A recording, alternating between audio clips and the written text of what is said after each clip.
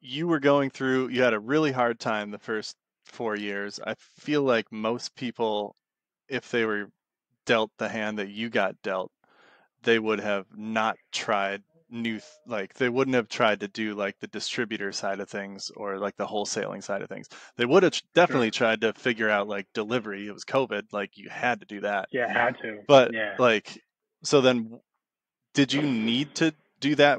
Did you need to do like expand into the wholesale stuff business sake? You need to find more revenue, or was it something like I want to try this? Yeah. So if our building was never going to be demolished, I would have definitely gone into the retail side. I Okay, mean, sorry, the wholesale side, okay, with going after getting brands. Um, Now, because our building was going to be taken down, that accelerated, my desire to get into it because I knew we would need revenue.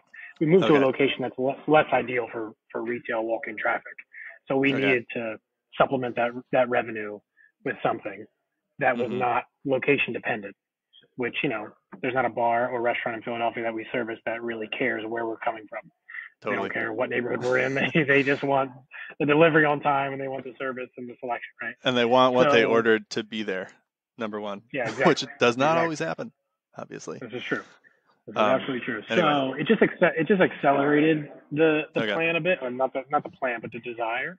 And for me, like it's really obvious for me, even though I'm a newer entrepreneur and I'm newer to this world, that I really should be leveraging as much as I already have built in to the system, right? So like I have an importing distributor's license. It feels like I should use my importing distributor's license to represent some brands. I paid a Yeah. lot more for that license than I would have for, a regular distributor's license. And this there's a need to be filled, right? There's some of these smaller craft brands that really want an existence that is not lost in the shuffle of a portfolio from a really large wholesaler.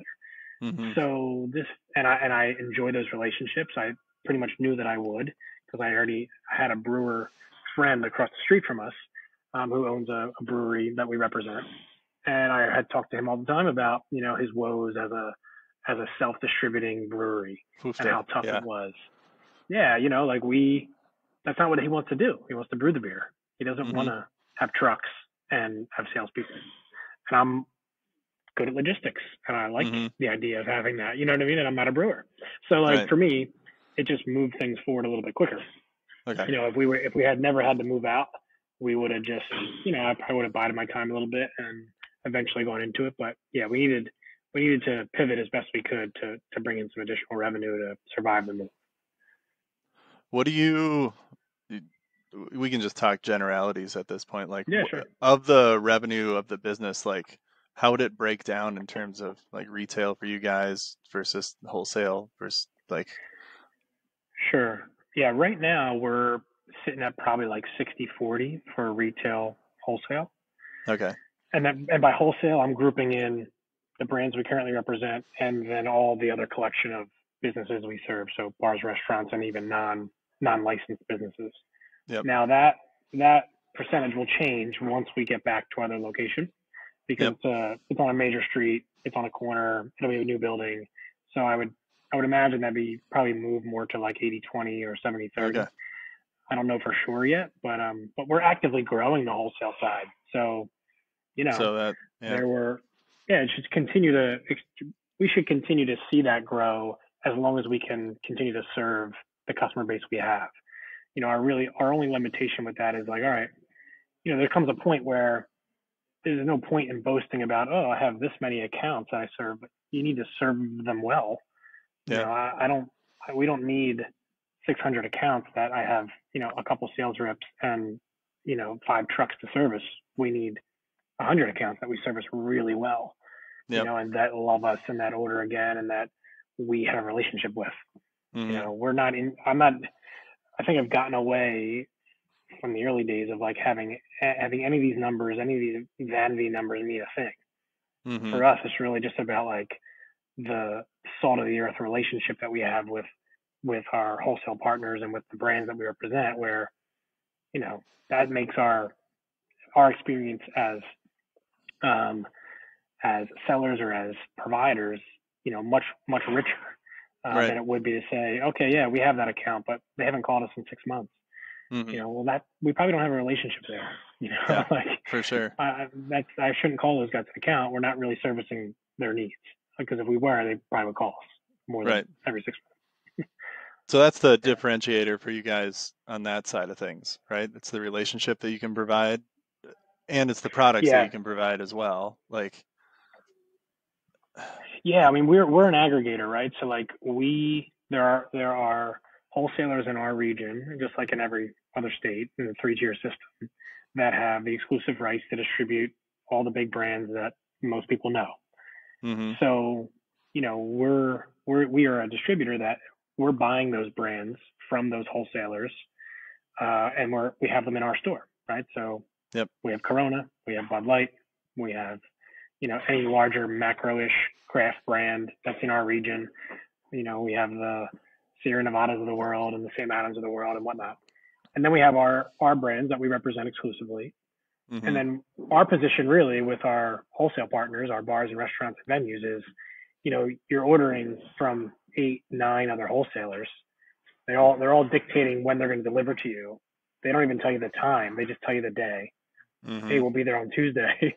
You're not really sure when. You could actually just place one order with us. We bring it all at the time that you desire.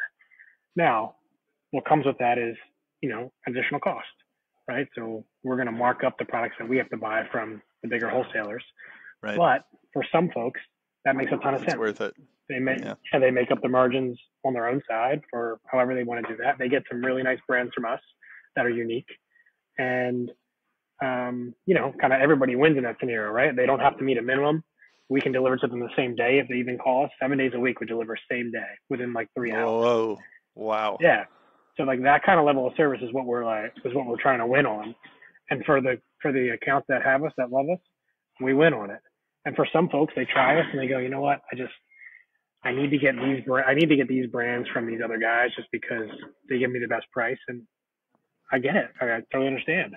But us, Right. we're just kind of like we're in that little middle place where, you know, we're not for everybody, right? Yeah. If you're Who a are you smaller bar, right? for? Is there like do you guys have like an ideal customer profile? Yeah. Is there like some kind of bar restaurant? Well, it's interesting because like it changes with the buyer. I'd say it changes Okay. with like the strategy of the bar or restaurant, which Okay. changes with the people sometimes. Yeah. Generally, like the folks that we service best are smaller to medium sized bars and restaurants that Independent? that are independent generally. Yeah, like we have a chain or two, but they're really small. those Mm-hmm. those bigger chains generally have procurement systems and processes that are controlled at a higher level, which Totally. usually aren't, they're going to be cost prohibitive, right? They're going to Yeah. see, okay, well, what do we charge? What do these guys charge for Bud Light? I know my buyer really likes the Stones group, but like we can actually get that macro brand for 20% less from somebody else. Like they're gonna do that, right? They're Yeah. most likely going to make that choice, and they have the labor and the money for the labor to be like, we can take a delivery any day. It doesn't Yeah. matter when they come. The smaller, more independent retailers, folks that are, maybe have had their bar for, as long as 30 years, or they're just opening their bar, they're interested in the service and they're interested in the Yeah. relationship. They love the idea that, you know, they know the sales rep drinks in their bar.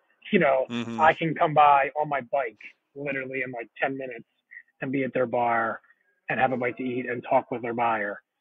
So, I wouldn't say that like we have a profile of like this is the ideal. The ideal for us is like somebody who is smaller to medium size that wants to have a relationship with their wholesaler and that we can, service fully.